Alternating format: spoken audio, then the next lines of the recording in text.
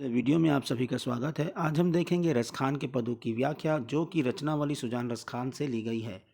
मैं इसको पढ़ता हूँ, उसके बाद फिर इसका व्याख्या बताने का आपको प्रयास करूँगा। मानुष हो तो वही रस खानी, बसो ब्रज गोकुल गाँव के ग्वारन। जो पशु हो तो वह कहाँ बसु, मेरा चरौ नित नंद की धेनु मझारन। पाहन हो तो वही गिरी को जो, धरियो कर छत्र पुरंदन कारण। जो खग हो तो बसेरो करो, मिली कालिंदी कुल कदम्ब की डारन।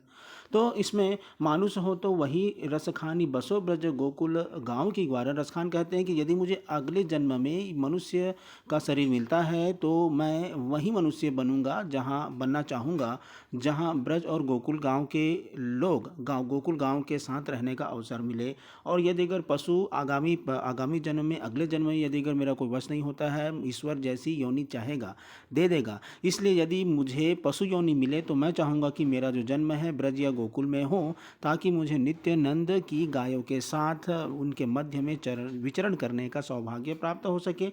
पाहन हो तो वही गिरी को जो, धरियो कर छत्र पुरंदर कारण। यदि मुझे पत्थर योनि मिले, पत्थर के रूप में यदि अगर मैं बनूं तो उसी पर्वत का एक भाग बनना चाहूँगा जिसे श्री कृष्ण ने इंद्र का गर्व नष्ट करने के लिए अपने हाथ से छाते की तरह उठा लिया था। जो खग हो तो बसेरो करो, मिली कालिंदी कुल कदम्ब की डारन। यदि मुझे पक्षी योनि मिले तो मैं ब्रज में ही जन्म होना चाहूँगा, ताकि मैं यमुना के तट पर खड़े हुए कदम्ब वृक्ष की डालियों में निवास कर सकूं। ये इसका व्याख्या है। आगे है, कान्हा भये सब बांसुरी के, अब कौन सखी हमको चाही है। निस ध्योस रहे संग साथ लगी, यह सौतीन तापन क्यों सही है। कोई गोपी अपनी सखी से कृष्ण की बांसुरी के प्रति सौतैया डाह प्रकट करती हुई कहती है कि हे सखी, कृष्ण तो अब बांसुरी के वश में हो गए हैं, अतः अब हमें कौन प्यार करेगा, अतः हमें कौन प्रेम करेगा, है ना। कान भय बस बांसुरी के, अब मतलब बांसुरी के हो गए हैं, अब हमको कौन देखेगा। फिर निस द्यौस रहे संग साथ लगे, यह सौतनी तापन क्यों सही है। अर्थात कृष्ण तो केवल अपनी बांसुरी के ही प्रेम करते हैं, अतः यह सौतिया दुख हमसे नहीं सहा जाता है। जिन मोहि लियो मन मोहन को, रस खानी सदा हमको दही है। अब बांसुरी ने दूसरों का मन मोहने वाले कृष्ण का भी मन मोह लिया है। मोहि लियो मन मोहन को मतलब दूसरे का मन भी क्या कर लिया है, मोहने वाले कृष्ण ने बांसुरी के प्रति क्या हो गया है, वो मोहित हो गए हैं, इसलिए यह हमें सदैव दुख देती रहती है। मिली आओ सबय सखी भागी चले, अब तो ब्रज में बांसुरी रही है। इस दुख से छुटकारा पाने के लिए यही उपाय है कि हे सारी सखियां इकट्ठी होकर के हम ब्रज से भाग चलते हैं, क्योंकि अब तो ब्रज में यह बांसुरी ही रहेगी। तीसरा नंबर, मेरो स्वभाव चितवै को माई, री लाल निहारी के बंसी बजाई। इसमें पहला जो पंक्ति है इसका है, कोई गोपी अपनी सखी से कहती है कि हे सखी, मेरा स्वभाव देखने के लिए मुझे देखकर कृष्ण ने अपनी बंसी बजाई। मेरा स्वभाव देखने के लिए कृष्ण ने बंसी बजाई। मेरा स्वभाव मेरो स्वभाव चितवे को माई, री लाल निहारी के बंसी बजाई।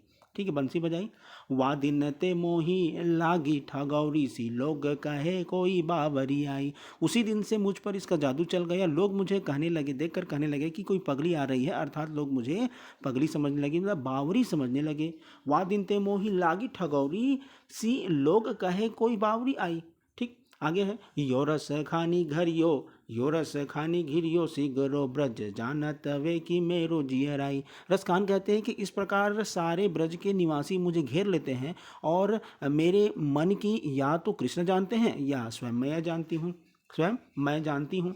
यो रसखानी घिरियो सिगरो, मतलब रसखान कहते हैं कि ब्रज के निवासी पूरा घेर लेते हैं। घिरियो सिगरो ब्रज जानत वे की मेरे जी को तो ब्रज या मन की बात को कृष्ण जानते हैं, या तो फिर मैं स्वयं जानती हूँ। जो कोऊ चाहे भलो अपनो तो स्नेह न काहू, जो कीजिए माई।